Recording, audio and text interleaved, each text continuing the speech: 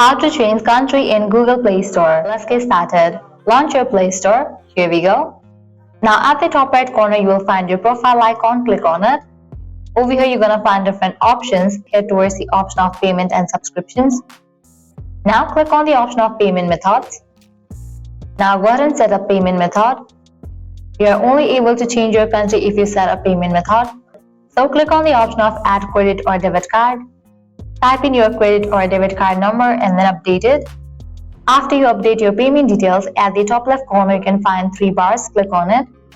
Different options will appear. Click on the option of settings. Then you will land to the page where you will see the option of country or region. Clicking on that option, you will be able to change country in your Google Play Store. You will get different available options. Go ahead and select the option of your choice. And with that, the country in your Google Play Store will be updated. Well, this is how you can easily change country in Google Play Store. At the end, if you guys find this video helpful, don't forget to like, share and subscribe to our channel. Thank you.